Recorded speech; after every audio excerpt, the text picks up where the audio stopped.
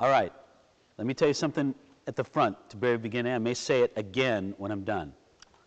I'm not going to be here next Tuesday, but I'm telling you, I don't want a single one of you to play hooky. Because the guy who's replacing me, the guy who's substitute for me, and I'm telling you this, he is a far better teacher on church history than I am. He is going to blow your mind. His name is Lance Ralston, and he's the pastor of Calvary Chapel of Oxnard. He's my longest and dearest friend in ministry. Lance and I have been friends for 35 years.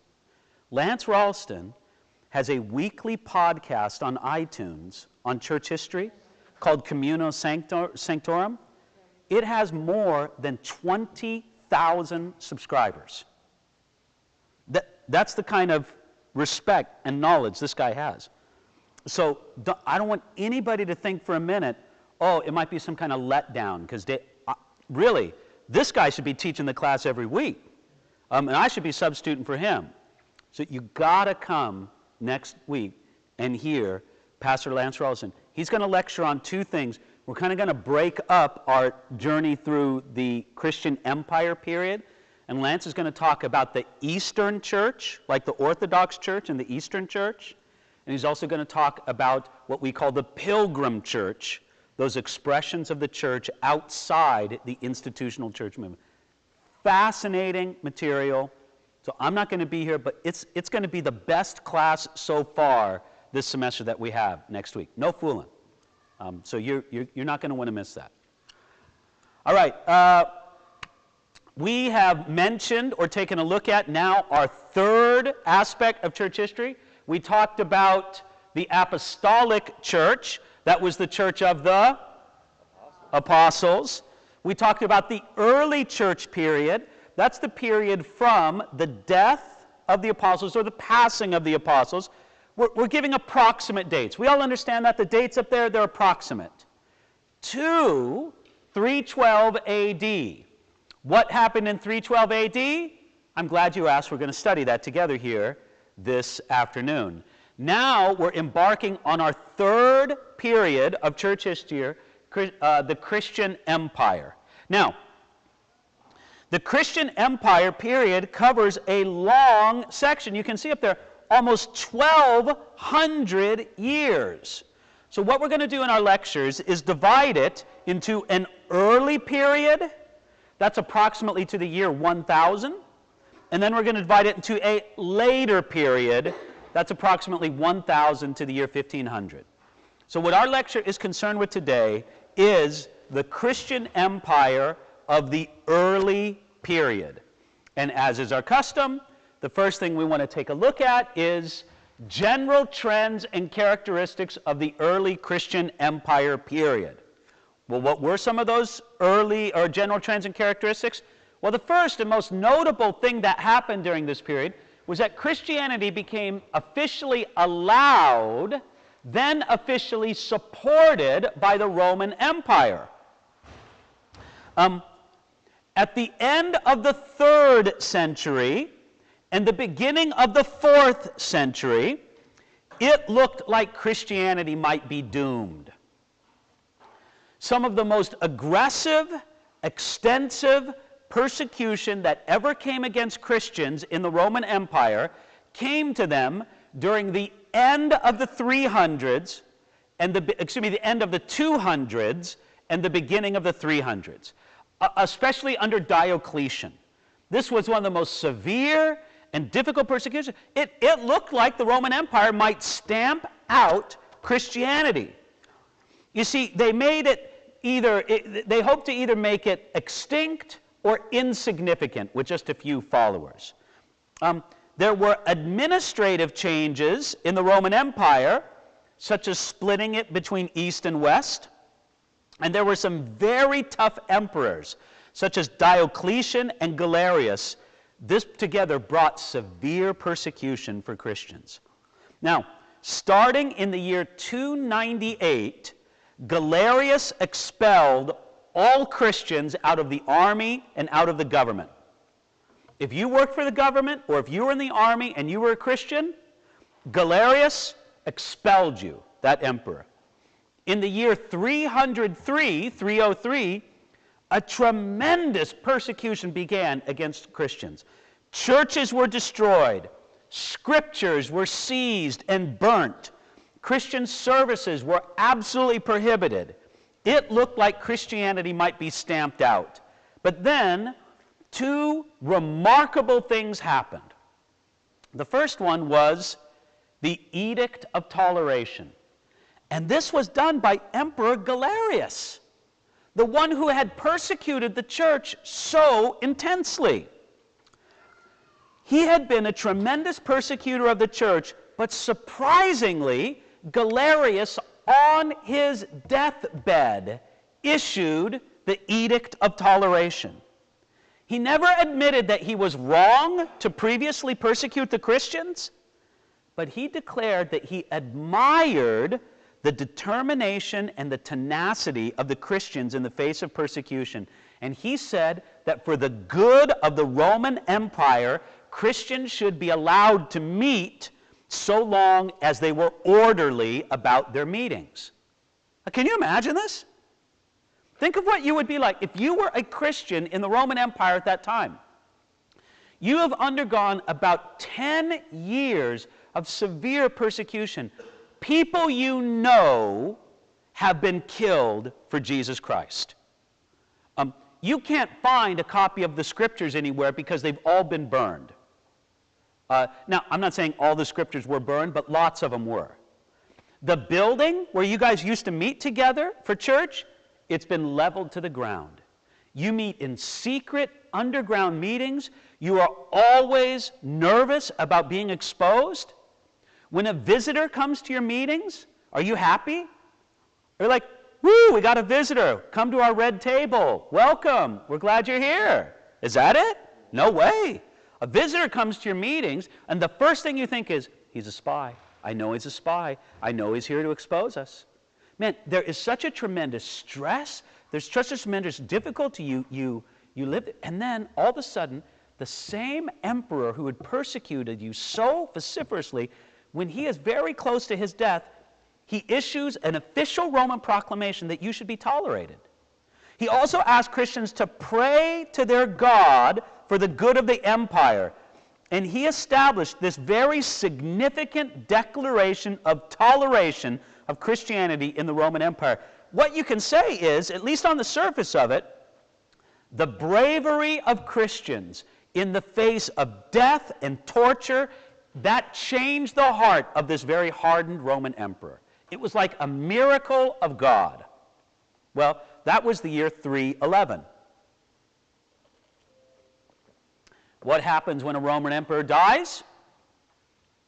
A new Roman emperor comes up. So who would be the next Roman emperor after Galerius? It was a man named, well, there's Galerius. The man after him was Constantine. In October of 312 AD, the imperial throne of Rome was contested, and a young general named Constantine had the support of all the Roman armies of Britain and Gaul, that is France, to be the next emperor. So he marched with his armies.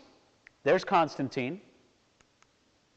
There's a statue of Constantine. He marched with his armies from the north to meet the armies of another claimant to the throne named Maxentius. Shortly before the armies were to meet in battle, Constantine saw a cross of light in the sky. He had some kind of dream. Constantine saw this light cross in the sky, and he also either read or heard the words in Latin, in hoc signis vinces, in this sign conquer. So again, he wants to be the Roman emperor. There's another guy who wants to be the Roman emperor. He's marching on the way to meet this other guy in battle. The night before the battle, he has a dream or a vision. He sees a cross in the sky, something up here. He sees this phrase, in this sign conquer. And so what does he do? Well, we'll tell you what he does. Constantine was already beginning to reject the multiple gods of the Romans in favor of a single God. And he regarded this as an important sign. Constantine later said that Jesus appeared to him in a dream and showed him the cross sign again. But this time, he saw the top of the cross was bent over so that it looked like what we would call it a P. In Greek, that's a R, or in that idea, that's a R. Those are the two letters chi and rho, the first two letters of the Greek name Christ. Constantine believed that Jesus told him to mark his soldiers' shields with this sign, that sign. And so he did. He did it, and he won the battle. And so after that, eventually he became known as, notice this, Saint Constantine the Great. That's how the Eastern Church regards him.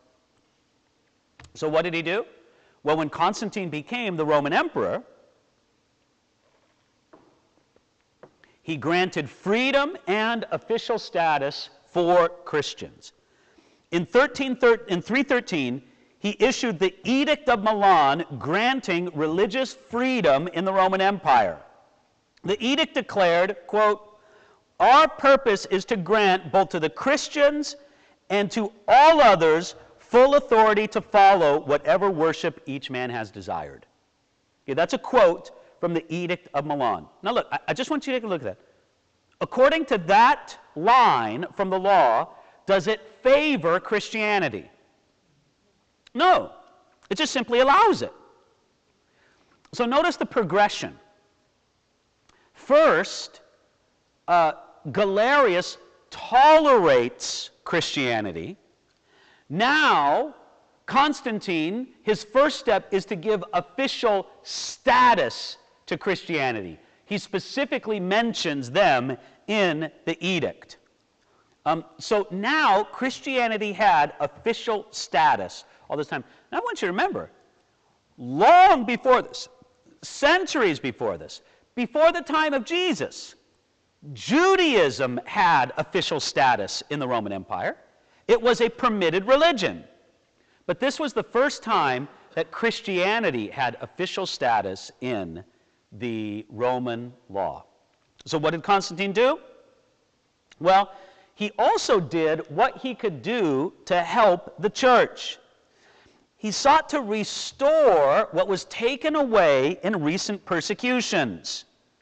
For example, government salaries were now going to be paid to bishops and to preachers.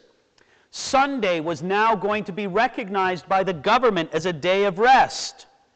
Constantine also tried to help sort out some doctrinal controversies that divided Christians. Here are two examples of doctrinal controversies that Constantine thought he could help with. There was the Donatist controversy. Now, the Donatists were a strict group of Christians in North Africa who refused to recognize a man as being a bishop because he was ordained by someone who faltered under persecution. Do you get the scene here? The church is being persecuted. They say to a pastor or a bishop, "Give up the scriptures or we're going to kill you." And the guy falters and he gives up the scriptures. Now, I don't know if that was exactly the compromise, but it was something like that. Well, the Donatists wanted to say, you know what? If this guy ordained you, you're not recognized as a pastor because he failed. Well, Constantine and most other Christians believed that the Donatists were wrong in this. That just because the guy who ordained you later falls away, it doesn't mean that your ordination is invalid. Then there's the Arian controversy. The bishop of Alexandria, whose name was Alexander, he had a controversy with an elder in his church named Arius. Arius believed that Jesus was not truly divine like God the Father. Now, Alexander excommunicated Arius, but Arius found others to follow him, and he started a movement preaching his doctrine. Constantine called a council in the year 324, it was called the Council of Nicaea, to settle the issue. We'll talk more about that later. Now, there's a great big question that Christians and historians love to debate. Was Constantine a true Christian? I'll give you my opinion. I think he was. I know there's people who doubt it. One of the reasons why people doubt Constantine was a true Christian was because he wasn't baptized until he almost died, until he was on his deathbed. But we've already talked about this before, haven't we? That was a common practice in the early church. Why was it a common practice to not baptize somebody until they were close to death? Because if you sin in a significant way after your baptism, you're going straight to hell and there's no chance of repentance. So there was nothing unusual about Constantine waiting until he was very close to death to be baptized. But I will tell you this.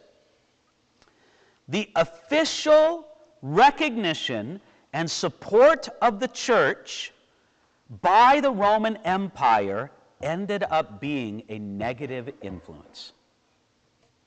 Now, this is what I want you to have. We can now, well more than 1,000 years later, we look back and we say, worst thing that ever happened to the church, getting recognized by, the Roman Empire. Oh, man, it corrupted the church. And you know what? It did end up corrupting the church. But I just want you to understand, nobody could see it at the time. Nobody. You know what you saw at the time? If you were a Christian in the year 310, and you knew people close to you who had been martyred for the faith, and you had to meet like a hunted animal to worship Jesus Christ, and then suddenly the Roman Emperor first grants toleration, and then official recognition, and then the next thing you know, the Roman government's paying your pastor and rebuilding your church? How do you see anything wrong in that? You say, this is a miracle of God. Isn't that how you see it? You say, God has changed the heart. This is nothing but a miracle of God. Yes, it ended up being a negative influence on the church, no doubt about it. But I just want you to have a little sympathy for Christians in that era, how the only thing they could see is that God had changed the heart of the Roman emperor and had delivered them from a horrific persecution. But, back to the question, was Constantine a Christian? Well, this is what one writer says. It's very doubtful whether Constantine was ever a true convert. His predecessors had persecuted the Christians for political reasons. He favored them on similar grounds and showed himself willing to continue the policy of toleration which had, in fact, been introduced about a year before he won his victory. This guy says all Constantine did was continue what Galerius started. Well, you could say that. Galerius wasn't going to pay pastors, though, or rebuild churches. But most historians believe that Constantine was a genuine Christian. After all, he said he was. He said he was a Christian. And the Christians in his day thought that he was a Christian. So, I believe he was. Now, Constantine's mother, Helena, she was also a notable person. She's well known for making a pilgrimage to the Holy Land and looking for places where biblical events took place. If you go to Israel today, and in particular to Jerusalem, most of the holy sites that are recognized there go back to Helena. Helena went to Jerusalem, and she asked the locals, well, where was Jesus crucified? And they said, oh, he was crucified over there. Well, where was the tomb that he rose from the dead? Oh, that was over there. Well, where, was he whipped, before Pilate? Oh, over there. It all goes back to Helena's time. Now, Helena said she had a dream in which she saw Mount Calvary excavated. So she went to Jerusalem. She found Jesus' tomb and 3 crosses nearby with the inscription that Pilate had written separate from any of the crosses. Now, can we just stop for a minute here? Does anybody believe that the 3 crosses were there almost 300 years later? But that's what she found. But this is what she found. She found 3 crosses, and she found Pilate's inscription. So she said, well, which cross was Jesus' cross? I don't want to take one of the cross of the thieves and say that it was the true cross. So to find out which one was Jesus' cross, they touched a sick woman with each one of the 3 crosses. And at the touch of the 3rd cross, they said that the woman was healed. So what did Helena do with the cross? Part of it was set in silver. Part of it was to be kept at Jerusalem. And you know what? The nails were still in the cross. What do you know? So one of them was attached to the emperor's battle helmet, and another one was attached to the bridle of the emperor's horse. Now listen, let me tell you something. Over the years, thousands of splinters of wood set in altars and churches all across the world are said to be from the true cross. By the time of Martin Luther, he said there was enough wood in all the pieces of the true cross across Europe that you could build a ship out of all those pieces of wood. You know, folks, we get it. These are all fanciful legends. Now, it may be that the places where Helena went really were the places. Those are kind of complicated questions of history and archaeology. But her claim to have discovered the true cross, the actual nails, blah, blah, blah, all of that is superstitious fabrication. You know what happened? She went there, and the locals said, oh, you want to see the true cross? Oh, yeah, we got the true cross. You know, and for only, you know, $10,000, you can have the true cross. You know, that kind of thing. That's what went on.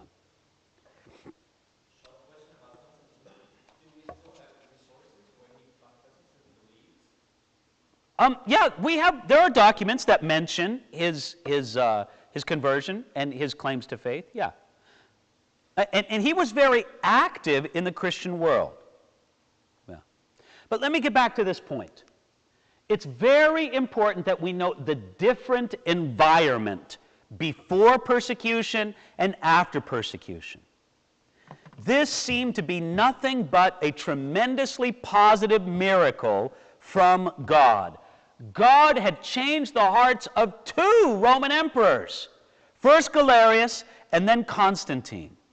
The first one he changed through the testimony of personal courage by persecuted Christians. The second one he changed through personal salvation. And so in an amazingly short time, the church was in a completely different environment.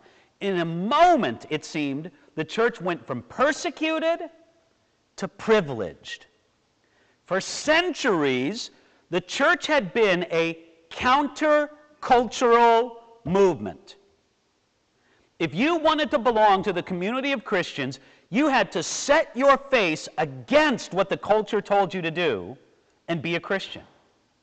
Now, the trends and the power and the authority flowed with the church, not against it. So now only Christians were promoted in the government and in the army. Now, friends, if only Christians are being promoted in the government and in the army, don't you think a lot of people suddenly become Christians? Of course so. A lot of people just claim Christianity just simply to get along. And in addition, the whole appearance of the church changed. If your church is under persecution, do you have magnificent buildings with lots of gold and silver and fancy paintings and sculptures of the saints? Are you kidding me? First of all, you don't have the time and the money to spend on foolishness like that. Secondly, the minute you put up anything valuable, the government's going to come along and just seize it because they can. No, now churches could become wealthy and influential and even opulent. But probably the bigger problem was how Constantine tried to help, so to speak, in doctrinal matters. You see, now when there was a significant doctrinal controversy, like the Donatist controversy or the Arian controversy, now there was an official government position. Now, at the time, this seemed to be good. Well, praise the Lord. The government's looking out for the truth. But in the long run, it was very harmful for the church. The church started becoming much more like a corporation, and it's like the Emperor of Rome was the CEO of the church. Constantine also retained the title that he had as Roman Emperor, Pontifex Maximus. That's the high priest of the pagan worship of Rome. But now he was the leader of the Christian church. Now, let me explain to you how this worked out, for example, in the Arian controversy. Remember I talked to you about Alexander from Alexandria and this stubborn bishop that he had in his church, or this stubborn elder, I should say, that he had in his church, this guy named Arius. And Arius is teaching that Jesus was not God as God the Father is God. Listen,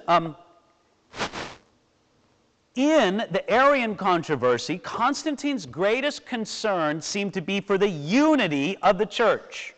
Now, is that good to be concerned for the unity of the church? Absolutely, it's good. But you know what? Constantine would have been fine with an Arian resolution to the problem if it would have kept the unity of the church. In other words, Constantine was more concerned about unity than he was about which was doctrinally correct.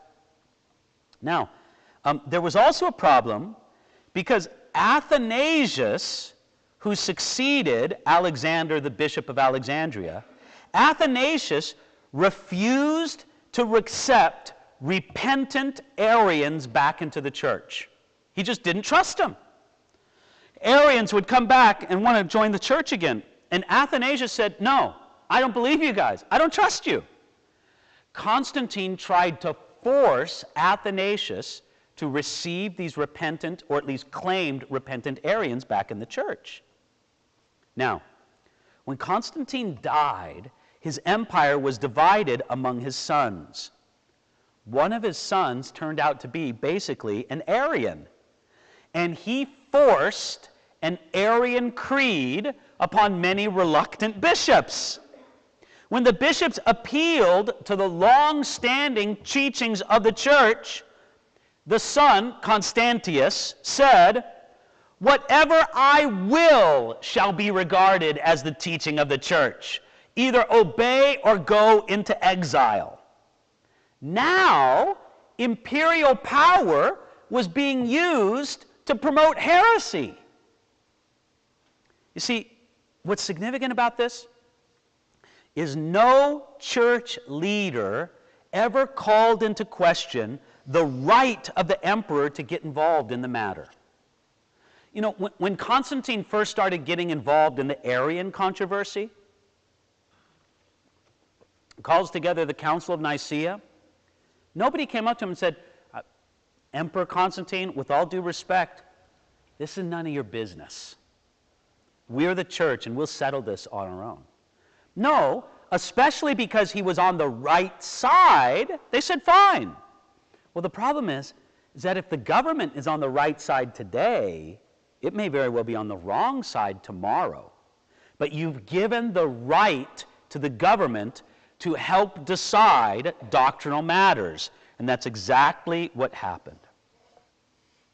Later, Athanasius openly declared his belief that the emperor simply didn't have any business ruling in doctrinal matters, but that was only later. Now, let's talk about some of the Roman emperors after Constantine. Roman emperors after Constantine. As noted before, Constantine's sons were also Christians, but not necessarily true Christians. They continued his practice of intervening in the matters of the church. And they also did something that Constantine did not do. They tried to stamp out paganism.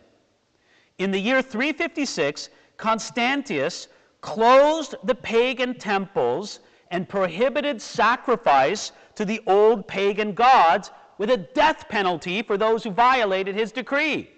Now please understand, Constantine did not do this, but his sons did.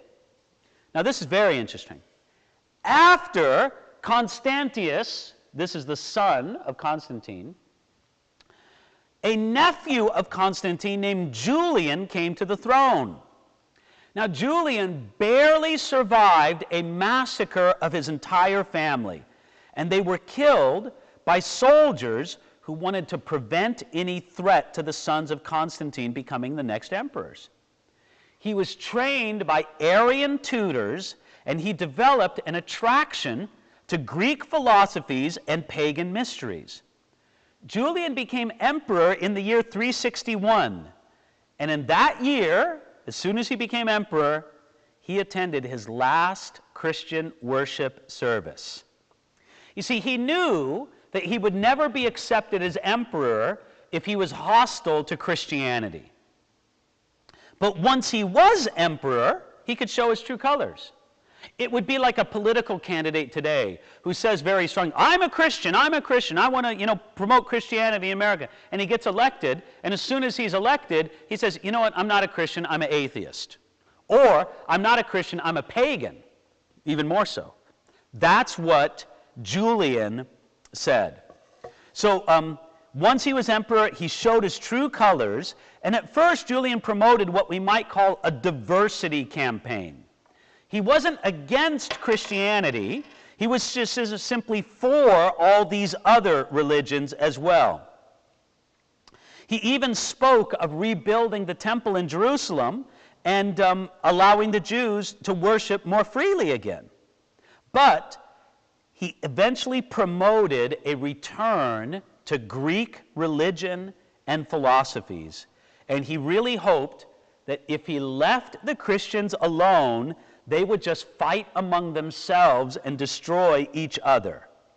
Now, when that didn't happen, when the Christians didn't destroy each other, then he went out on an anti-Christian campaign. The pagan temples that had been made into Christian churches, he took them back and made them pagan temples again. He restricted what Christians could teach. Now, Julian only reigned 2 years, and he died on the field of battle in Persia. It was said that as he lied dying on the field of battle in Persia, there's the emperor going down in battle. It said that as he lied dying on the field of battle, that he was there, his guts were bleeding out, that he dipped his hands in his own blood, and he flung it up to heaven. And he said, "You have conquered, O Galilean." In other words, Jesus, you beat me. I tried to beat back your followers, but I only reigned 2 years, and now I'm dying in battle. Now, the emperors who followed Julian were sympathetic to Christianity, and they generally followed the trend of opposing pagan religions and involving themselves in the disputes of the church. So that's the first significant trend, the general trend of what happened in the Roman Empire. We'll talk about that in a second. This whole idea of the Roman Empire turns Christian. Any questions about that? All right, are we good?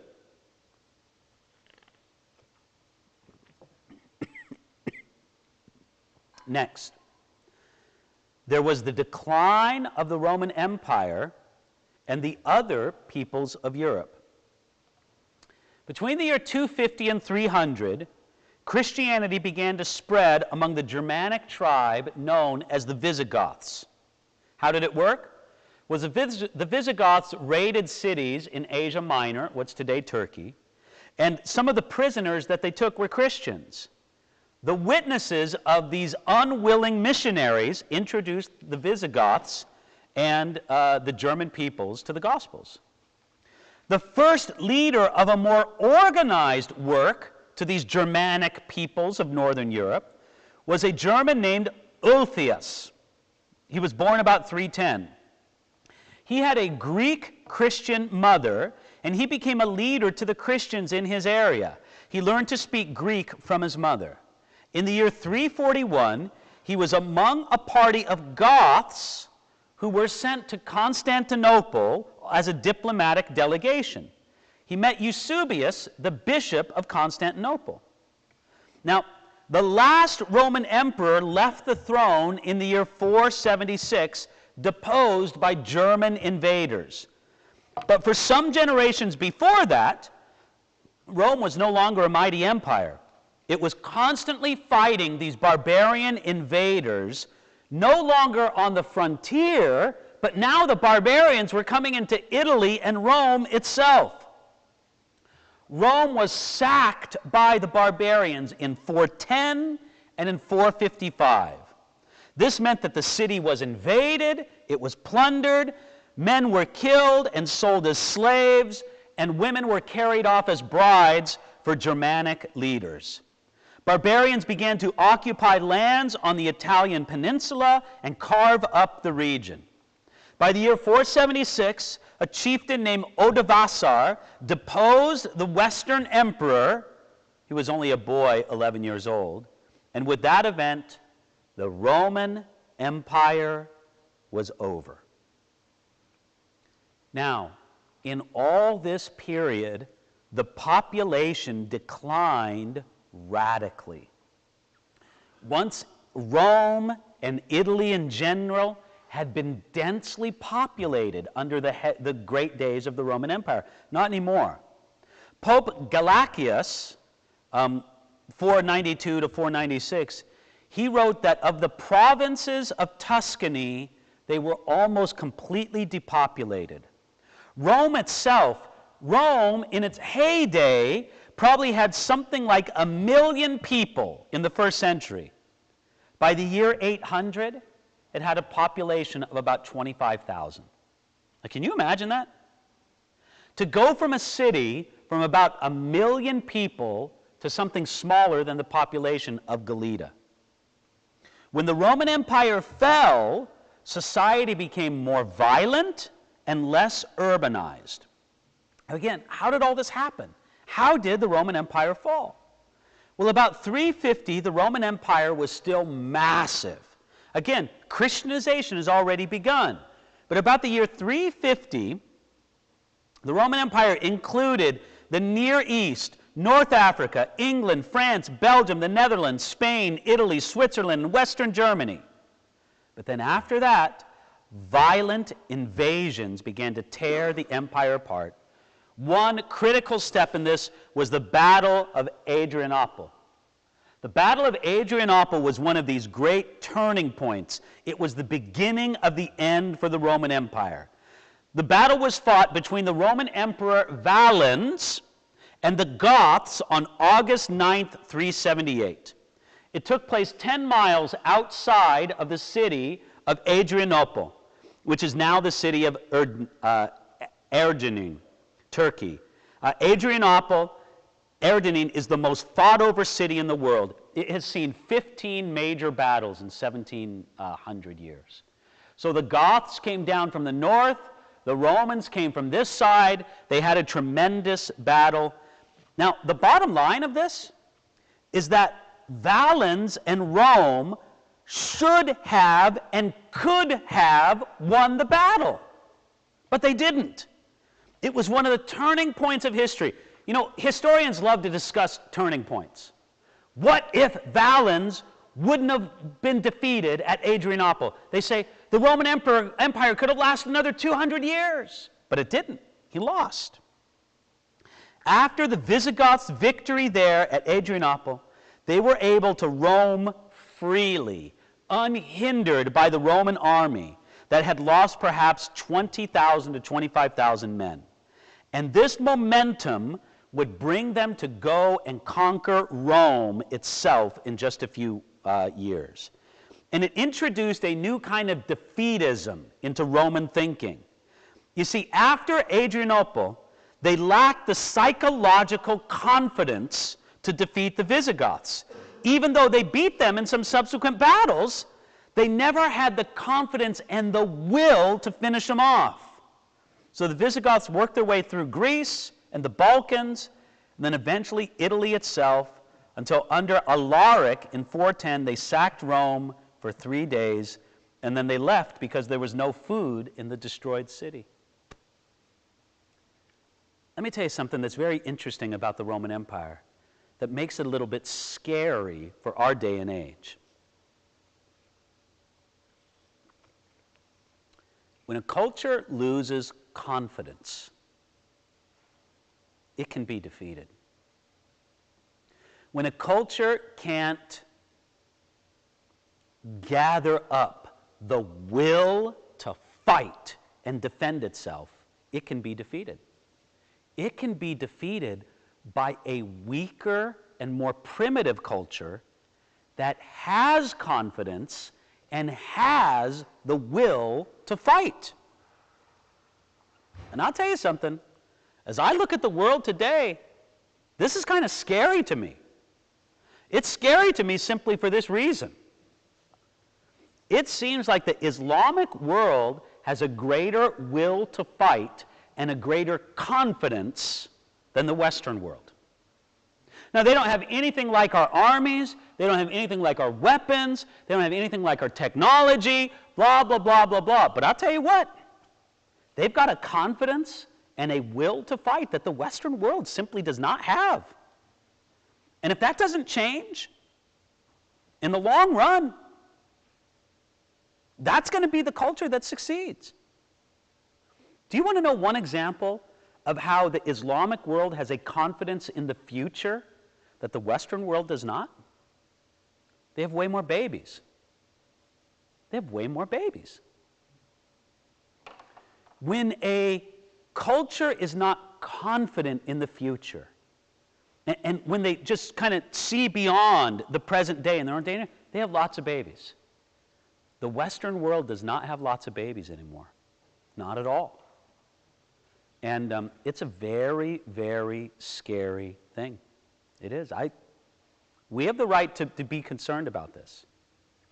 The hope is that somehow, for some reason, the Western world, hopefully under God, will understand its confidence and get a will to defend itself.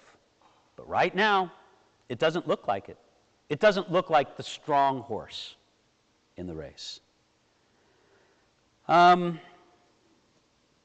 Anyway, the critical turning point was Adrianople. Ambrose of Milan, a Christian leader, said of this defeat at Adrianople, it was the end of all humanity, the end of the world. You think, one battle?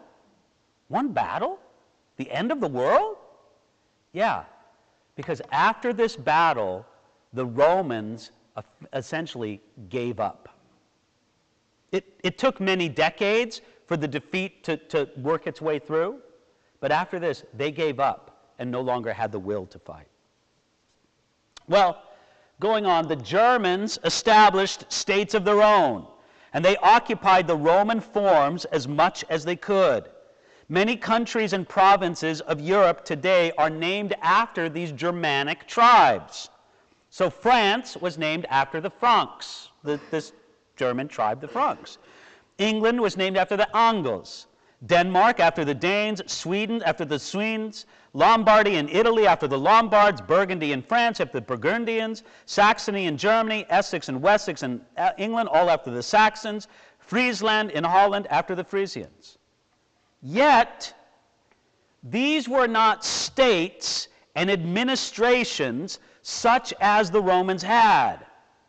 The power of Rome was split up among hundreds of warlords. That's the way you think of it, warlords. Guys who have authority in a general region. Life was chaotic and dangerous in a whole new way. Think of what it would be like if the United States federal government had collapsed and the state governments had collapsed, and order was just organized region to region, and there was a strong man in each region a little dictator, basically, who ruled each region. And so you got the strong man of the Santa Barbara Basin area. You got the strong man of the Santa Maria area. You got the strong man of Oxnard and Ventura. And these guys are always, pushing each other's boundaries and pushing each other's buttons. And you're not so safe traveling from out of your area over to another area because you don't know what awaits you. That's the kind of world that Europe went into. Sometimes we use the phrase, a new world order. This was a new world disorder that came after the fall of the Roman Empire. Now, as a result of all this, Christianity retreated into the monastery. In this period, the church became more institutionalized and less a living and active organism. As the church became more of a corporation, the Bible became less available and Christians became more superstitious. In this time, true Christianity became more and more defined by monks and nuns. Now, please listen to me. I don't want anybody to misunderstand. The monastic movement began before Christianity came. The monastic idea began in the early church period. But it was in this early Christian empire period where it really developed strength and influence. You see, the monastic ideal was based on the even more ancient idea of the hermit. The hermit lived alone, usually in a barren wilderness, and their solitary life was supposed to give them deeper communion with God. This seclusion was sometimes necessary in times of persecution.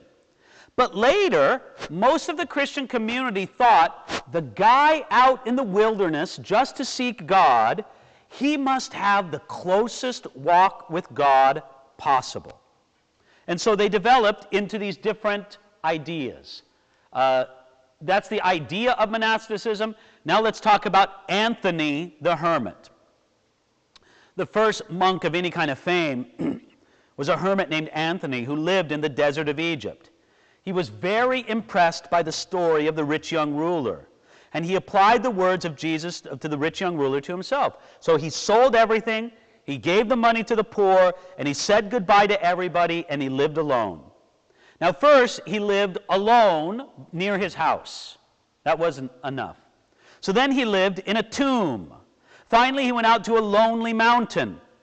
Twice a year, friends visited him and brought him food, and he drank nothing but water.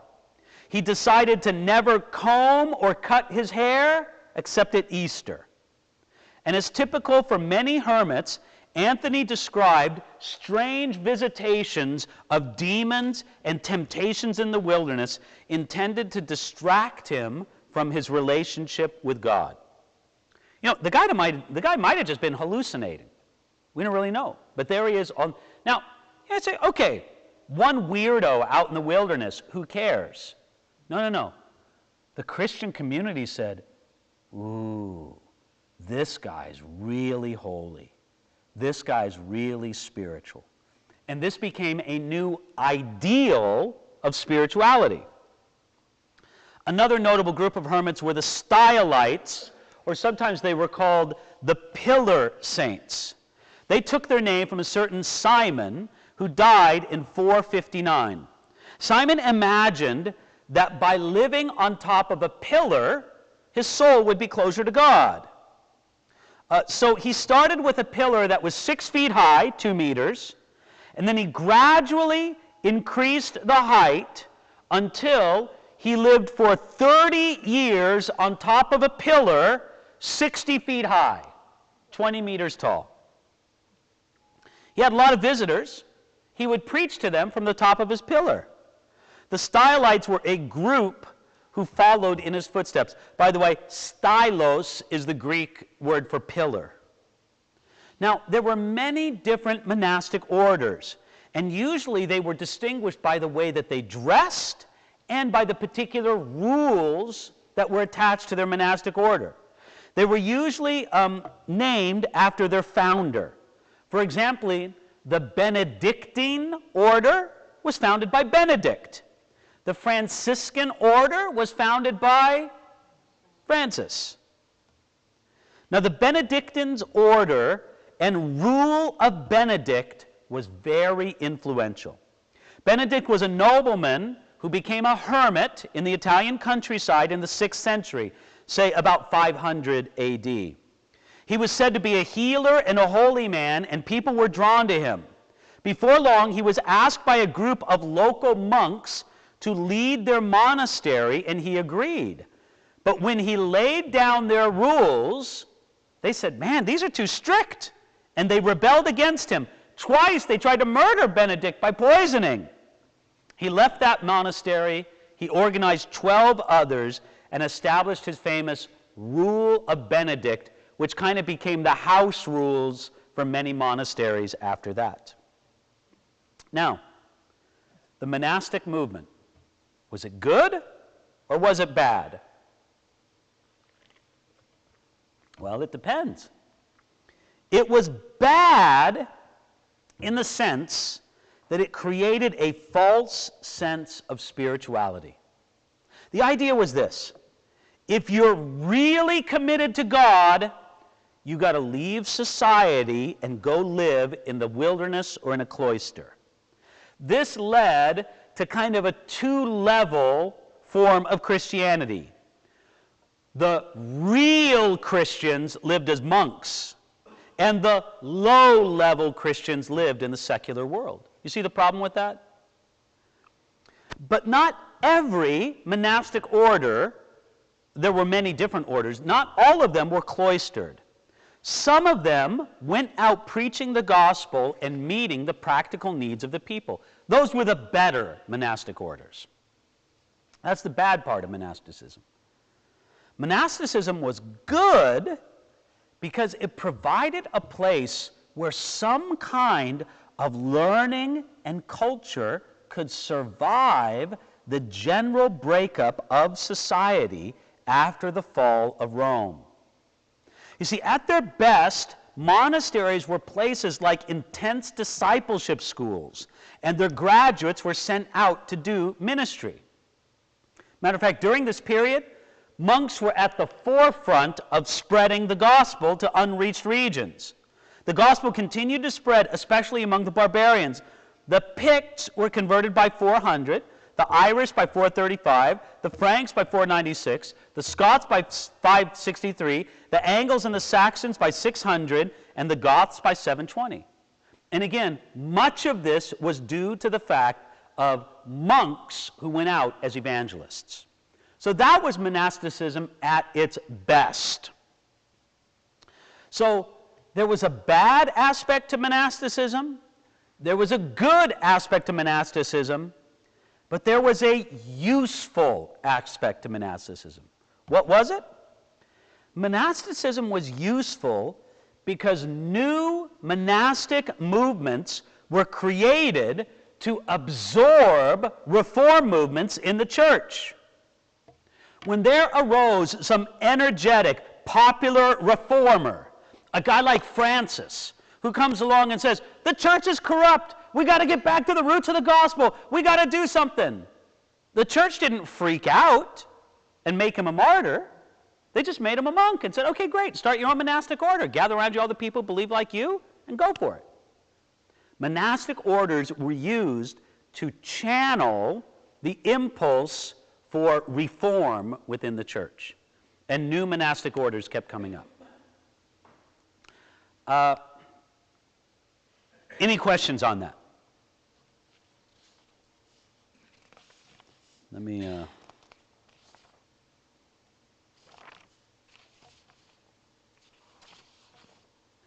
All right, let me just speak a little bit more about... Oh, yes, I'm sorry. Yes, bro. Oh, absolutely. And in some circles, they're kind of more cool today, again. Oh, are they biblical? I thought you meant are they today. Are they biblical?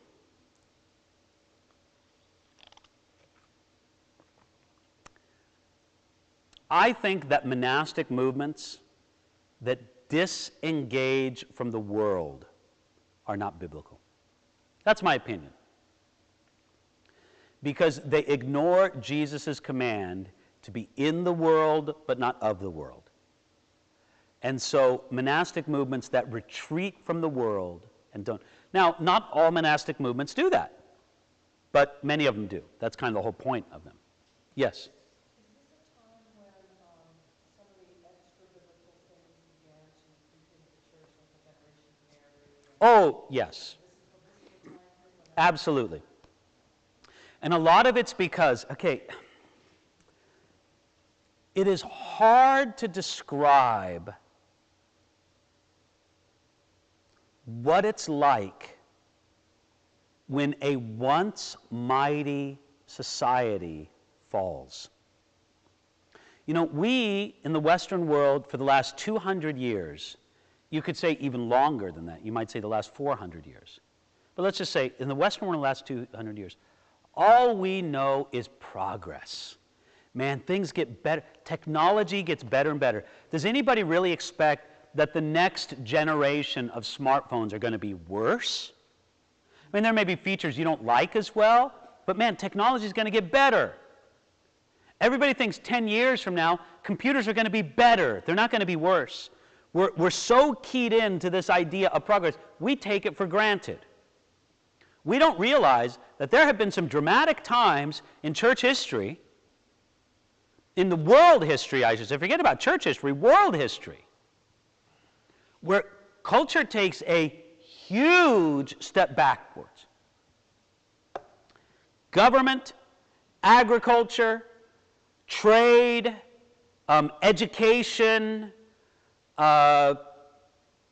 health, economy, roads, blah, blah, blah, blah, blah, transportation, blah, blah, blah, blah, blah, blah, blah, all that stuff was far better in the year 300 than in the year 800. It was far better in 300 than it was in 500. And between 500 and 800, not much happened. I mean, there were slow advances, but very slow. It is possible for society to take huge leaps backwards. We don't understand that. That seems so crazy to us. But ladies and gentlemen, it's happened before. It can happen again. It really can. And what a strange world it would be. What a strange world. I mean, think of what it would be like if there were, sometimes people talk about, what is it, an EMP, an electric magnetic pulse device. Think if there was some crazy action from the sun that just instantly fried the world's electronics, everything. And did something, I know this is just kind of crazy, you know, hypothetical, but did something to where nothing could happen electronically for 10 years. Think of how backward the world, would people still be around? Yeah, people would still be around. But man, I tell you, the world would change, and not for the better. There are times and places where the world takes a step back, not forward. And what I find fascinating about the fall of Rome and life in Europe after the fall of Rome is they were haunted by this memory of things used to be so much better. We are like primitives. What would it be like? You're a peasant farmer in Italy in the year 500, and you're hand plowing with the most primitive technology your field, and you look up, and off in the distance of your fields, you see the ruins of a magnificent Roman aqueduct, and you realize 200 years ago, that thing was functioning. Today, we have no idea how to build something like that. No idea whatsoever. Even if we had the money, we just don't know how to do it. We don't know how to do this. What would it be like to live in the shadow of a society where the ghosts of great things are all around you, and you realize you can't do any of this stuff anymore? There are secrets and grandeur and power in the past that is completely lost to you. I tell you, it would crush your soul. It'd make you pretty down. And then, that's not even to get into literacy, learning, books, education. All that stuff was at a much higher level under the Roman Empire than afterwards. Look, who has time for school when you have to battle every day just to feed yourself? So this was a huge change in society. When Rome fell, culture took big steps backwards, and it took a long time to regain that ground. A long time. Yes? Are you thinking that maybe all of this extra-biblical stuff that the Catholic Church created, was it a way to bring some kind of grandeur back? Or why did this happen? Okay, you know what I would give most of the cause to? Just superstition. It's just superstition. But why did people felt like they had to have something? Well, what they're doing is they're trying to have religion, but the Bible is almost completely unknown and unavailable to people. They're trying to have religion, and when you try to have religion without the Bible, it's like a breeding ground. It's like a petri dish for superstition. Yeah. Yeah. John. Would you care to comment on the monastic movement's contributions to preserving the Bible? Well, as I said before, one of the good things about the monastic movement was it provided small places where learning and education and literacy and the scriptures were preserved. You know, there's a famous book, I think I'm remembering the title correctly, How Monks Saved Western Civilization, or something like that. And it's true. I mean, they kind of kept, like almost time capsules, these things from the past within these monasteries, where in the rest of the culture it had almost been extinguished. So, yeah, the monasteries had a huge role in that. In these years, and I'll discuss this a little bit more later, the church was about the only functioning institution. The government wasn't functioning on any significant level. You know, you didn't have other things functioning, but the church functioned. That was about it. All right, let's go on. Let's talk about another great trend in this time. We talked about Christianity became officially allowed, then officially supported by the Roman Empire. And we talked about Christianity retreating to the monastery, the monastic movement. Now we want to talk about the emergence of the Roman Catholic Church and the institution of the papacy. Now you remember, because you guys take such good notes and you remember so well, that we had 4 patriarchal cities. What are our 4 patriarchal cities?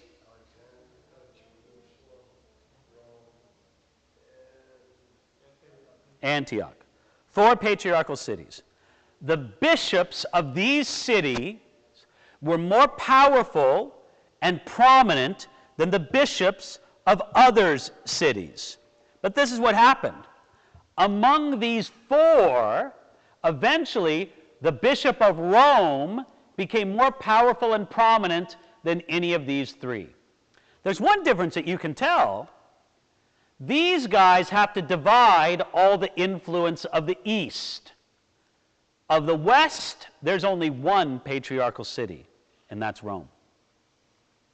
So, Pope Innocent I, in the year 402, made a rule that no important decision could be made by churches in the West without the knowledge of and the approval of the Bishop of Rome. So, if you were a bishop in Lyon, France, you could not make an important decision without the approval and without informing the Bishop of Rome. Then, following him, Zosimus, the next Bishop of Rome, went a step further and said, no one has the right to question a decision made by the Bishop of Rome. See how it progresses? Rome becomes the leading city. Pope Innocent declares, Pope Zosimus declares, no one can question the decision of the Bishop of Rome. Finally, Gregory the Great, 590, has a huge political, religious, and cultural influence. Gregory I, who's also known as Gregory the Great, not only led spiritually, but also politically, when he organized the defense of Rome against attacking enemies. He also appointed bishops for other cities as his deputies and representatives and gave them a special robe to show that they were his associates. Gregory also influenced church music so much that almost all the church music of this period of the Middle Ages is known as Gregorian. Gregory also had an important role in popularizing and legitimatizing teachings like the worship of the saints, purgatory, and the celebration of the Mass for saints in purgatory. Now, each of these things, plus hundreds of smaller events, consolidated the power of the Bishop of Rome, making him the Pope. Examples of this are the edict in support of papal authority by Emperor Valentin III, that's late in July 445, and a sermon from Pope Leo regarding the authority of the Pope. Let's take a look at these two things. First of all, Emperor Valentin III, in his edict to support this, he says this: "But in order that not even the least disturbance may arise among the churches, or the discipline of religion appear in any instance to be weakened, we decree by this perpetual edict that it shall not be lawful for the bishops of Gaul or of any other provinces, contrary to the ancient custom, to do aught, that is, to do anything, without the authority of the venerable Pope of the Eternal City, and whatsoever the authority of the Apostolic See has enacted, or may however enact, shall be the law for all." Now, Emperor Valentinian, is he a church officer or a government officer? Government. He's an emperor. But what is he doing? He's backing the Pope's authority and says everything has to be done under the authority of the Bishop of Rome. Then Pope Leo, speaking on the authority of the Pope, he says this: "And the blessed Peter, persevering in the strength of the rock which he received, has not abandoned the helm of the church which he undertook. For he was ordained before the rest in such a way that from his being called the rock, from his being pronounced the foundation, from his being constituted the doorkeeper of the kingdom of heaven, from his being seated as the umpire to bind and loose, whose judgment shall retain their validity in heaven, from all of these mystical titles we might know the nature of his association with Christ." Do you understand what he's saying there? May I translate it like this: the Pope stands in the same place as Peter. Now look, I think I've told you this before, but I don't mind saying it again. I don't mind the argument that says that Peter was the first pope. People gasp, "David, have you turned Roman Catholic?" No, not at all. I have no problem saying that Peter had a place of preeminence and authority among the other apostles and disciples. I mean, after all, it is significant. Every time the disciples or apostles are listed in the Bible, Peter's first. Every time. It's also significant that Peter welcomes the Jews into the church, the Samaritans into the church, the Gentiles in the church. There's a sense in which he had those keys of the kingdom. I don't care if you want to say Peter was the first pope. My problem is this: I don't think he passed that office on to anyone. I would say Peter was the first pope. he was also the last pope. That's it. But no. This thinking is Peter was the bishop of Rome, which, by the way, there is no evidence whatsoever that Peter really was the bishop of Rome. That's a pretty tenuous claim, but that's what the Roman Catholics say. Peter was the bishop of Rome. Therefore, everybody who holds the office of bishop of Rome after him inherits Peter's power, and to that I give a great big says who. You're not going to find that in the Bible. The Bible doesn't say whoever is the bishop of Rome holds the perpetual office over all the church. That's nowhere in the Bible. But this, very plainly stated by Leo. I want you to understand, Leo is not inventing this. He's just stating what they already believed. That the Pope has the same authority as Peter, who holds the keys to the kingdom and has the authority to lead the church. That was their thinking. So you can see the rise of the Roman Catholic Church and the institution of the papacy in the early church period. Any questions here? All right. Here's where it gets a little bit difficult. There's a connection between the spiritual and the secular powers. You see this illustrated here. The emperor is backing the pope. You see, the leadership role of Gregory I was just the beginning. Because the church was the most significant institution once the Roman Empire fell, it had a natural leadership role.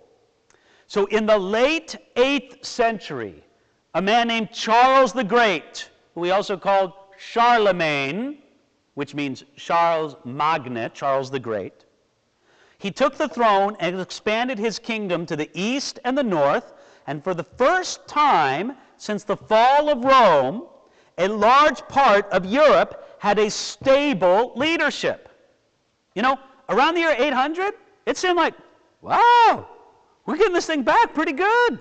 Man, maybe we're getting back up. We're not back up to the level of ancient Rome, but man, we're on our way. Look at Charlemagne. He's really doing it here. This is going in the right direction. Woohoo! On Christmas Day, in the year 800, Charlemagne was crowned not just king, he was crowned emperor by Pope Leo II. I just want you to think about this. The fact that a pope would crown a king and declare him to be the emperor and the heir of the Roman Empire was very significant. Charlemagne started calling himself Charles, by the will of God, Roman Emperor. Now again, there's something I want you to understand here. They're doing this because the ghost of Rome still haunted Europe. Why should they call themselves the Roman Empire? Why not call themselves something new? Because they were longing for what they knew used to exist under Rome. He's crowned by the Pope. Now, first of all, just take the symbolism for that right there. What does it mean when the Pope puts the crown on the man's head? It means you're connected. It means that God declares this man king. God declares him king. But I tell you what else it declares. This is where it's going to get mixed up here. We'll see this in the coming weeks. If the Pope puts the crown on your head, maybe he has the authority to take it off your head too, right? The Pope is putting himself above the king. I have the power to crown you. I have the power to uncrown you. I am above you. Yes? Wouldn't you say that the state is abdicating its responsibilities as it falls to the church, so now the church is using them? Well, it's true. But I don't know if abdicated is the right word. I mean, the state just ceased to function. You know, it just, there was a vacuum. And the church was the only institution that could do this. Now, what Charlemagne started in 800 by being crowned by Leo II, Christmas Day in Rome, being crowned Holy Roman Emperor, this was the start of the Christian Empire, which is often called the Holy Roman Empire. Here you go, the Holy Roman Empire, which has been observed was neither holy, nor Roman, nor an empire. But that's what they called it. As things developed, there would be a constant tension between the emperors and the popes. Who's really in charge? Who's in charge, the pope or the emperor? The pope claimed authority over the emperors, but because because he crowned him. But the emperors usually felt more powerful than the popes. It was a constant struggle. Now, here's what's fascinating. You might think that with the reign of Charlemagne, things were finally turning around in Europe, and there was really reason for optimism.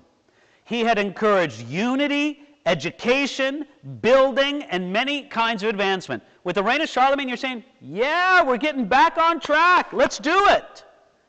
Yet the gains during Charlemagne were quickly lost because in the 9th and 10th centuries, the Vikings, thank you, Jesper, the Vikings came down from Scandinavia and started laying siege to Europe and set them back hundreds of years. It's really this fascinating thing. There's a couple times where Europe begins to get some traction and start rebuilding towards what they once had with Rome, and then it all crumbles. And it crumbled after Charlemagne under the disorder and the chaos brought by the Viking invasions. Now, in the midst of this kind of political struggle, it doesn't surprise us that the papacy becomes a highly political office, and it was often filled by very corrupt men. Like one of these was Pope John XII. He ruled from 955 to 963. He was charged by a council of bishops of almost every imaginable crime. He was said to have toasted the health of the devil and to have invoked the help of pagan gods to help him in his gambling. The whole council agreed that he was a very corrupt man, but John XII just answered this. He said, if you wish to set up another pope, then by Almighty God I excommunicate you so that you will not have the power to perform Mass or ordain anyone. That's all he said. You can't do it. I'm more powerful than you. Pope Boniface VII came to office by strangling his predecessor in the year 974. He was described by a council of bishops as a papal monster who in his abject depravity exceeded all mortals. Listen, during this early church period, there were some horrible men who held the office of the papacy. Why? Because it became essentially a political office. And when it becomes essentially a political office, does it surprise us that political men with political ambitions seek after the office? All right. Let's get to some important events and challenges of the period of the early Christian empire. We'll go through these fairly quickly. First of all, we have the Arian heresy and the Council of Nicaea. Secondly, we'll discuss the dispute about the humanity of Jesus and the Council of Chalcedon, and then tension between Rome and Constantinople. First, the Arian heresy and the Council of Nicaea. Since the Roman Empire established two capital cities in the early 4th century, there was a national... well, wait a second. Oh, I guess I'm just supposed to talk about those. Well, let's wait until we talk about the... I think I got some notes missing here. The Arian heresy and the Council of Nicaea. I told you that the Emperor Constantine called together the Council of Nicaea to decide this issue of Arianism. And let me tell you, the full story of the Council of Nicaea is fascinating. I can't get into it, but I will tell you this. If I could get into a time machine and go back to any one event, now this lasted a long time, the Council of Nicaea. It wasn't like over a weekend. But if I could go back to any one event in this early church period, it would probably be the Council of Nicaea. Why? Because it was so near to the time of persecution that those who came and attended, the bishops and the church leaders, had almost all suffered for Christ. You'd see guys with, gouged out eyes and empty eye sockets. Oh yeah, he had his arm. You'd see guys with mangled arms. Oh yeah, they mangled his arm. You'd see guys with, burn marks across their face. Oh yeah, that happened because he was persecuted. These guys gathered together to sort out the Arian controversy. Who is Jesus? What is the nature of his deity? Essentially, Arius taught that Jesus was a junior deity. He was a kind of God, but he wasn't God the same way that God the Father is. The Nicene Council came up with the formulation and the understanding that Jesus is God of the same substance of the Father. And the specific wording that they used in the ancient Greek was very specific in the creed. Of the same substance as the Father. Just as much as the Father is God, so Jesus is God. This is the formulation they came up. They battled it through. And let me tell you, it would have been an amazing thing to be present at the Council of Nicaea. But then, years later, I think about 100 years later, they had the Council of Chalcedon. Now, what was Chalcedon all about? Well, Chalcedon was gathered to dispute about the humanity of Jesus. And was Jesus really human? And what is the nature of the Trinity? Now, you know what's very interesting? They had the wisdom at Chalcedon to say, the formulation that we had before to say that Jesus is of the same substance as the Father, it doesn't suit us in this controversy. In this controversy, they said, let's not get hung up on the terminology and let's get the same. They said, let's say that Jesus is of similar substance to the Father. What they were trying to get back to was that the Father is not the Son, and the Son is not the Father. Because you have these different tensions in the Trinity. Equally God, but different persons. And they had the wisdom in the two councils to express the wording carefully and I think strongly to indicate that Jesus is God, but God and the Father are separate persons. These were important doctrinal councils, and they came forth from them with the Creed of Nicaea, the Nicene Creed, and the Chalcedonian Creed. And you can read those creeds and understand their statements of the divinity of Jesus. This was all drilling down deep on doctrinal statements about the nature of Jesus and his divinity. You know, this whole thing that the Arians started with Arius and his work there, it was tough because the Arians had brilliant marketing. You know what Arius was brilliant at doing? Was developing clever songs that would promote his doctrine. And people were into it, man. They would like sing his little songs, we would call them like jingles for a commercial, you know? Sing a little song and it's like, yeah, we got it, you know? And it would be very persuasive that way. And plus, it just appealed to people to say, well, no, Jesus isn't God. God is God. Jesus is, you know, on and on. So it was very a contentious battle. And it didn't always look like the truth would win out. But I think God had his hand upon it. And these, these two councils, in the end, got it right. Scripture, they have it in front of them, Yes. my idea and your idea, they're arguing? They are definitely working from Scripture. They're definitely working from Scripture. Either they're quoting Scripture or phrasing from Scripture very much in those creeds. Yes. Okay, if the Nicene Creed comes from the Council of Nicaea, where does the Apostles' Creed originate in the Athanasian Creed? The Apostles' Creed has no definite origination. It started appearing in the middle of the 2nd century as a baptismal formula. So we don't know exactly where it came from. It didn't come from a council.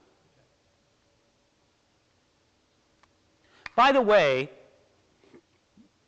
to claim the Apostles' Creed and the Nicene Creed, that's just Orthodox Christianity. That's just real Christianity. The Chalcedonian Creed is a lot more complex, so a lot of people don't go into that. But the Apostles' Creed and the Nicene Creed, that's a good measure. If somebody doesn't agree with the Apostles' Creed or the Nicene Creed, you have valid reason to call their Christianity into question. All right, now, let's talk about the tension between Rome and Constantinople. Ready? Now, the Roman Empire made, oh, there's the Council of Nicaea. Here's the tension between Rome and Constantinople. The Roman Empire established 2 capital cities in the early 4th century. So in the early 4th century, there was a capital city here in Rome and a capital city here in the east in Constantinople. There was a natural competition between the two. It's like between New York and Los Angeles. You know, it's just a natural competition. Many things divided the eastern and the western branches of Christianity. Basically, you had a certain kind of Christianity in the West, this way, and you had a certain kind of Christianity in the East. And many things divided them. What you had is let me go back to here. You had, for example, Western Christianity used Latin. Eastern Christianity used Greek. They did communion a little bit differently. They used different dates for Easter. They celebrated Mass somewhat differently. In the East, clergy could marry and wore beards. In the West, clergy could not marry and were clean-shaven. When the Roman Empire fell in 410, it was really just the Western Empire. The Eastern Empire centered in Constantinople. In other words, the Rome, right around here, falls in 410. This part of the Roman Empire is overwhelmed by barbarians, but not this part. This part just goes on being the Roman Empire in the East. It wasn't dead. It was only dead in Europe. Roman civilization still flourished in the East. Now, about the year 533, the Roman Emperor Justinian sent his armies westward to reclaim the Roman Empire against the foreign tribes that conquered it. Justinian was strong, and he said, listen, our western part of the empire has fallen. Let's send forth our armies westward and reconquer this for the sake of Rome. It made perfect sense. But soon, his empire was rocked by the bubonic plague. 25 to 50% of the population was dead, maybe up to 100 million people. And this ended the dreams of reconquering the Roman Empire from the east. But the Eastern Empire still flourished until the rise of Islam. Now, over the centuries, divisions developed to the place where in 1054, the head of the church in Rome and the head of the church in Constantinople each excommunicated the other. That was how profound the division between Western Christianity and Eastern Christianity was.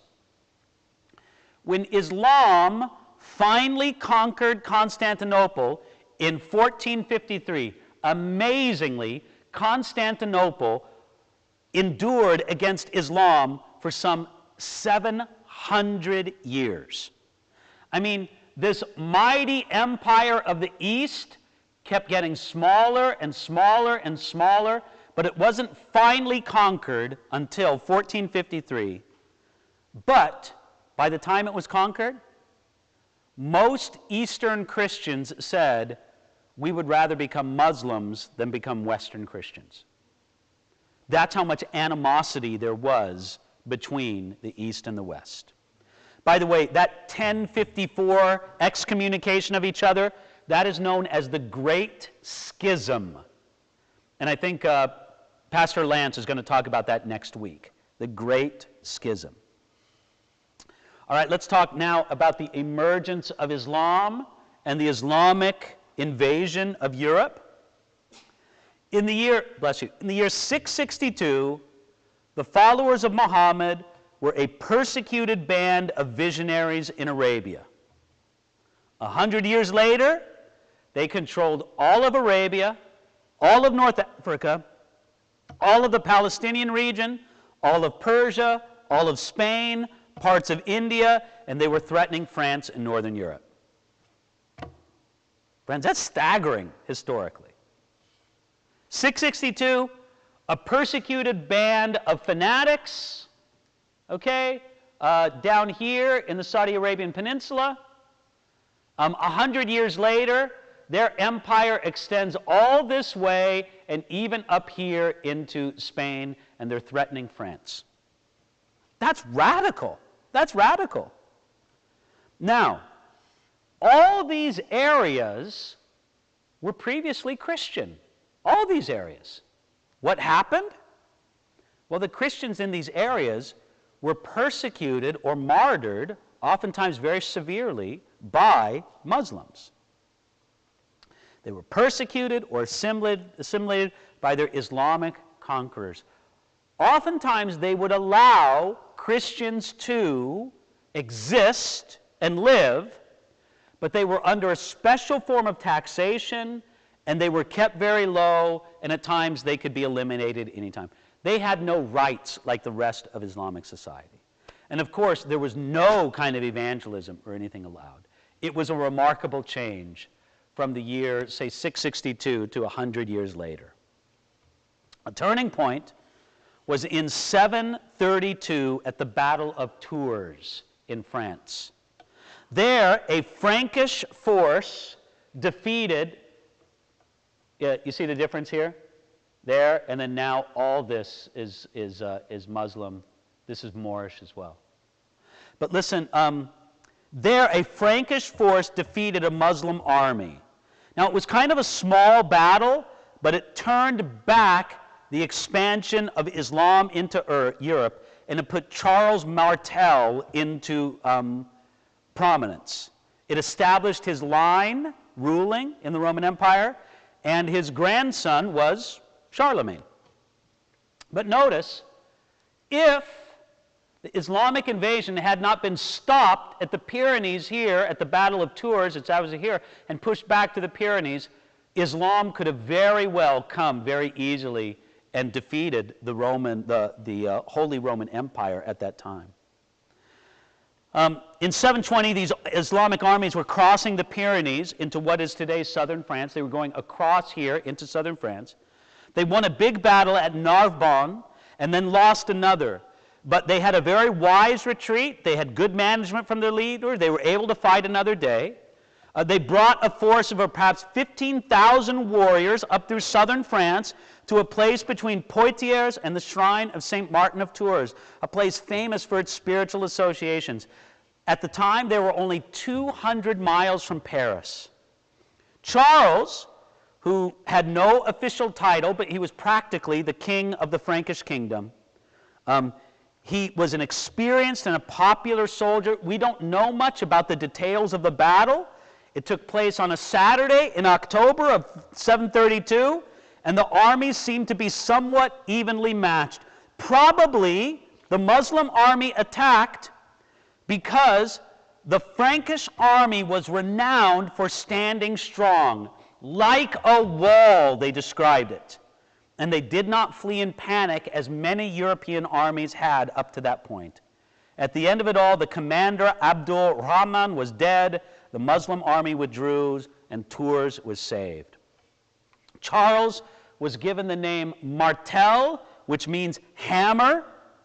But let me tell you something. We talk about these turning points in history. If the Muslims would have won the Battle of Tours, history would have been completely different. Completely different.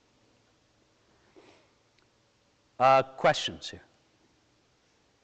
So it took a long time for the Muslims to be forced out of the Spanish peninsula, but they, of course, are still to this day in power here and here and here.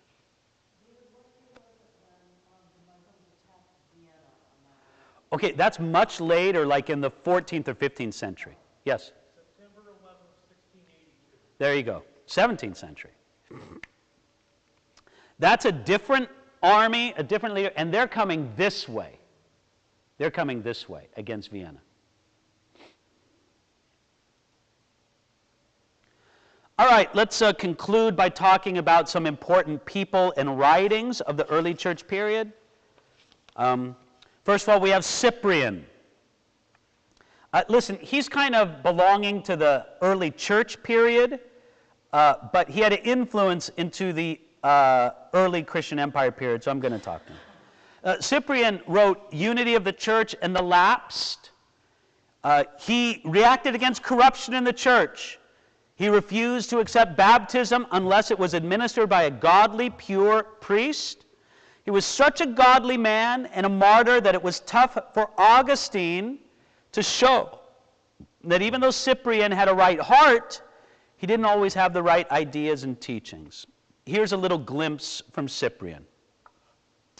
I hear, however, that some of the elders, neither mindful of the gospel nor considering what the martyrs have written to me, nor reserving to the bishop the honor due to his priesthood and chair, have already begun to communicate with the lapsed and to offer oblation, that is, communion, for them, and to give them the Holy Eucharist, that they ought to be due course to attain these. In other words, Cyprian was very tough on Christians who failed under persecution. And Augustine later sought to correct him. Another notable Christian is Athanasius. Athanasius stood strong for the truth regarding the nature of God as a Trinity, even when Arianism was in vogue. He suffered severely for his strong stand, being exiled 5 times and being nearly killed several times. Here's Athanasius in his writing to the bishop of Egypt. The impiety and godless heresy of the Arians have long been known everywhere and to all, for the period of their existence has not been a short one. It is 36 years since the latter were pronounced heretics, and they were ejected from the church by the judgment of the whole ecumenic council. Then you have John Chrysostom in his sermons. Chrysostom was one of the greatest preachers of his day. His name means golden mouth, and he excelled in ethical application. And his strong stand for the truth and his willingness to expose sin got him into trouble with the emperor's wife, Eudoxia, who had him exiled. John Chrysostom. Then you have the great one, Augustine. Augustine was a brilliant lawyer and a teacher who had a wonderful conversion from the dualistic pagan philosophy of Manichaeism. He was a prominent bishop and the most influential theologian and apologist of his day, with a lasting impact to the present day. He was from North Africa. He was a Berber from what is today modern-day Algeria. He had a praying mother named Monica. He loved the academic life, but he also loved to party. He was kind of a sexually immoral man. He was a follower of the Manichaeism thought, and he thought that the Bible was barbaric and primitive. He went to Rome, and then he went to Milan as a professor of rhetoric. He heard Bishop Ambrose preaching, and he began to understand the Bible.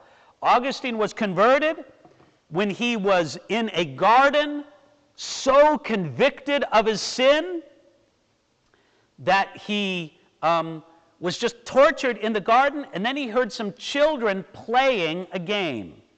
And as part of their game, the children shouted to one another, "Take up and read! Take up and read!" Augustine heard those words, and he thought, well, maybe that's God speaking to me. He looked around, and there was a scroll of the book of Romans nearby. He opened it up and started reading at Romans chapter 13, verses 13 and 14. Basically, no longer walk in the uncleanness of your life. And he said, I really can live a pure life before God. So he was converted, and he had an immediate change of life, and he became an enormously influential theologian. He fought both the Arians and the Pelagians. Augustine taught clearly and strongly on the idea of the supremacy of God's grace. He taught on predestination and the inability of man, and on the initiation of God in saving man. Here's a little piece of Augustine from the Spirit and the Letter. A man's free choice avails him only to lead him to sin, if the way of truth be hidden from him. And when it is plain to him what he should do and what he should to aspire, even then, unless he feels love and good delight in it, he does not perform his duty, nor undertake it, nor attain to the good life, but to the end that we may feel this affection, the love of God is shed abroad in our hearts, not through the free choices which spring from ourselves, but through the Holy Spirit which has been given to us, Romans 4:5. That's kind of the heart, the mind of Augustine. All right, we got to end this. And I regret to say that when I'm done with the lecture, I got to get out of here pretty quick. I got another meeting, actually, I got to get to by 7 o'clock. What's next here? Well, what was daily life like in the early church period? Well, I'll tell you what it was. Life was hard. Life was harder than before the fall of the Roman Empire.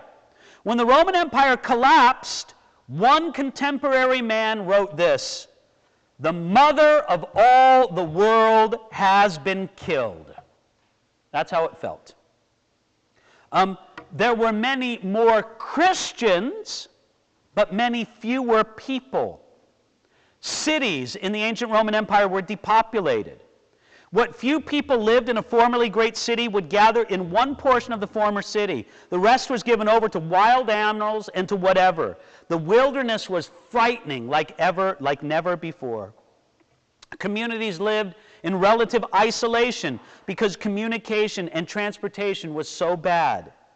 The reminders of the former glories of Rome and Greece could still be seen. You could see the roads, you could see the aqueducts, you could see the bridges. Now, they all fell into disrepair, but they were still far superior to anything that was being done in the period of the early Christian empire. You almost certainly lived on a small farm if you were a Christian in this period, and you were a farmer. You probably were not a trader. You probably were not a merchant. You see, for traders and merchants, society needs networks of trade, of travel, of economy, and many of these networks had broken down. So there were much fewer traders and merchants than before. On the farm, you lived your life very seasonally. You worked almost every moment during planting time and during harvest time. You did almost nothing during the winter because there was nothing to do. Life was very hard. An example of this is to see the mortality rates for mothers and babies. 20% of women died in childbirth. 5% of babies died in childbirth, and 10% of those surviving babies died in the first year. Life was very hard. Christianity was the way to be promoted and advanced. Almost all the opportunities for advancement in life and in culture were through the church. The church was pretty much the only institution of order and organization in this period, and Christianity was assumed and expected, but it was a very superstitious and uneducated Christianity. Literacy and learning sharply declined, and you didn't have the Bible. There just wasn't a Bible around for you to read or hear from. Rough life in the early Christian period. Yes? When did the church turn against the Jews? We'll talk about that next time. Let me just say, Deborah, it began in this period, but it came to full flower later. Yeah. Yes? What about during this time as far as the response of the church to the teaching of the Holy Spirit? Like with Augustine, he spoke to that in a time that seemed like so focused towards academia. Was that? You know, I can kind of recommend to you to get the recording or go online to look for last week's lecture. We talked a lot about that with the Montanists. There was a reaction against a Christian movement known as the Montanists, who were kind of like they became, let's say this, they became a hyper-Pentecostal movement. And in reaction against that, the church began to distance themselves from spiritual gifts. And Augustine was an important step in that distancing from spiritual gifts.